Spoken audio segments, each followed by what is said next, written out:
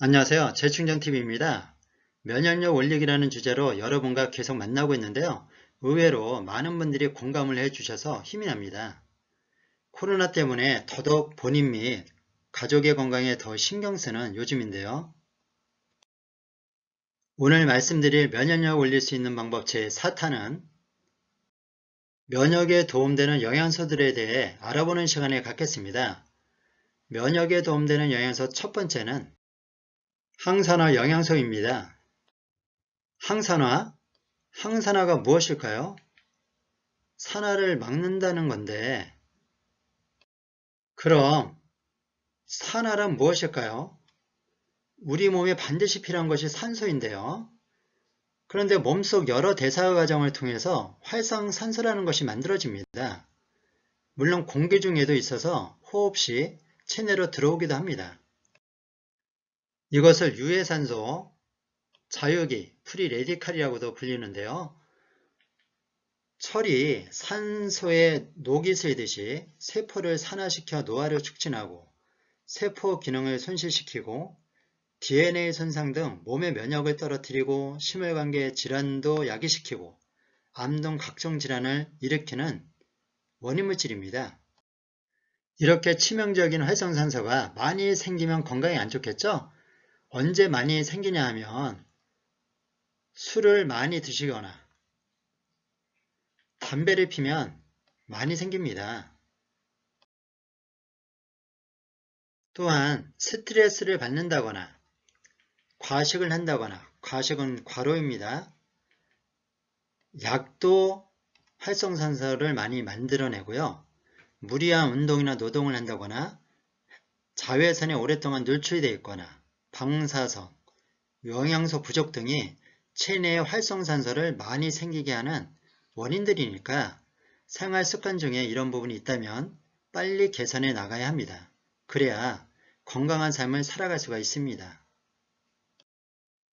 이럴 때 스트레스, 음주, 흡연 등으로 유해산소가 생겨서 세포를 공격하려 할 때 활성산소를 무력화해 몸의 산화를 막아서 면역을 올려주고 질병을 예방하고 노화를 예방하는 것이 항산화 영양소들입니다. 그러니까 이런 항산화 영양소들이 몸속에 많으면 좋겠네요. 필요한 만큼 충분히 존재할 수만 있다면 건강한 삶을 살 수 있겠네요. 그럼 이제부터 본격적으로 항산화 영양소에는 어떤 것들이 있는지 알아보겠습니다. 음식을 통해 얻을 수 있는 대표적인 항산화 영양소들 중에 레티놀이라 불리우는 비타민 A가 있습니다. 지용성 항산화 영양소로 특히 피부, 눈, 점막의 산화를 막아주는 영양소입니다. 여러분이 관심이 많은 이 피부에 좋은 성분을 찾는다면 레티놀이 답이 될 수 있습니다. 현존하는 최고의 미용 성분으로 아직 이보다 더 좋은 성분을 발견하지 못하고 있는데요. 점이나 기미의 원인이 되는 멜라닌 색소 생성을 억제하고 주름을 막고 피부 탄력을 유지하는 콜라겐 생성을 촉진하는 영양소가 바로 비타민 A죠. 또한 시력유지, 야명증 예방, 건조증이나 충혈 등 눈 보호에도 뛰어나고요. 눈, 입, 코, 기관지, 폐, 위장소장, 대장 등 소화기, 방광 등 이런 곳은 점막층으로 이루어져 있는데요. 이런 부위에 점막이 손상되는 것을 예방하고 치유합니다. 코로나 바이러스는 호흡기를 통해 들어오죠. 먼저 호흡기 점막에 문제가 올 수 있는데 이때 효과적인 영양소가 바로 비타민 A라 말씀드릴 수 있겠습니다.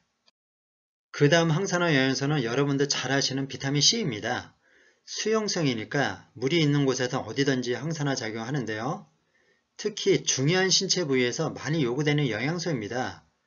예를 들어 부신에서 아드레날린 등 호르몬을 만드는데 중요한 역할을 하는데요.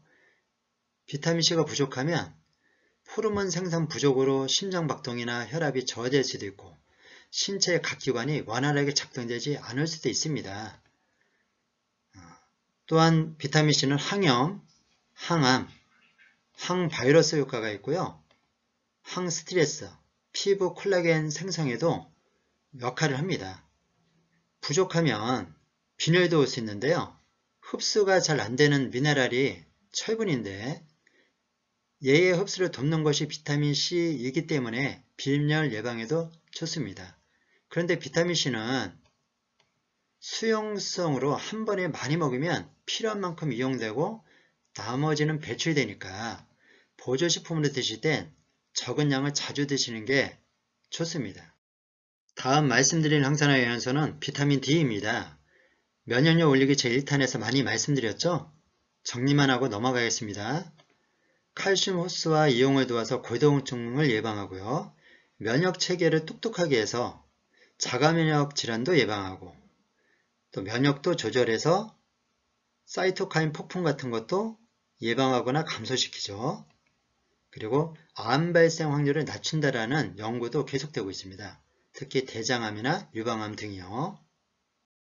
다음 소개해드릴 영양소는 토코페롤, 비타민 E입니다. 지용성으로 세포의 건강에 관여를 하는데 세포의 세포막을 구성하는 성분이 지방이고 이 지방이 산화되는 것을 예방합니다.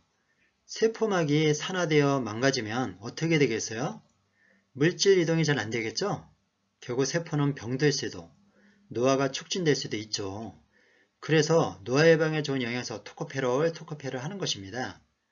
또한 피 속 혈전 생성을 막아 혈관이 탄력성을 잃어 생기는 동맥경화, 따라서 오는 치매 등 뇌기능 감퇴 등도 예방을 합니다. 이런 비타민 E는 오메가3와 함께 드시면 더욱 효과적입니다. 그 이유는 다음 기회에 말씀드리기로 하고요. 다음 항산화 영양소는 푸른빛의 마법사 셀레늄입니다. 푸른빛을 띠고 있고 강력한 항산화 효과로 이렇게 불려지고 있는데요. 토양이 산성화돼서 부족해지기 쉬운 영양소입니다. 셀레늄은 세포 내에서 강력한 항산화 작용을 해서 세포액을 이루고 있는 DNA나 생체 에너지를 만들어내는 발전기 역할을 하는 미토콘드리아의 손상을 예방합니다. 따라서 노화나 암 발생을 억제하고 제5탄에서 말씀드릴 몸에서 만들어지는 강력한 항산화 물질 글루타치온 생산을 돕습니다. 이러한 셀레늄은 다른 항산화 영양소의 효과도 극대화시키니까 이왕이면 함께 드시는 것이 훨씬 좋습니다. 마지막으로 식물 내재 영양소 파이토케미컬입니다. 식물이 갖고 있는 화학물질이라는 것인데요. 식물이 스스로를 보호하려고 만들어내는 이 물질들이 예를 들면 살베스롤, 라스베라톨 등등 우리 몸속에서도 산화를 방지하는 물질로 쓰여지게 됩니다. 이들 영양소들도 비료와 농약을 사용해서 재배되는 식물에는 적게 존재해 부족해지기 쉬운 영양소들입니다. 정리하자면 음식을 통해 얻을 수 있는 대표적인 항산화 영양소들에는 비타민 A, 비타민 D, 비타민 E, 비타민 C, 셀레늄, 파이토케미컬 등이 있습니다. 각자 몸속에서 항산화 작용의 역할들이 조금씩 다름을 알 수 있었죠? 이들 영양소들이 들어있는 다양한 색깔의 채소와 과일을 골고루, 충분히, 매일 섭취해서 면역을 높여 질병을 막아내는 힘을 길러야 되겠습니다. 충분한 섭취가 어렵다면 보충식품으로라도 드시는 것이 좋고요. 이왕이면 식물, 농축물로 된 보충식품을 선택하시는 것이 좋습니다.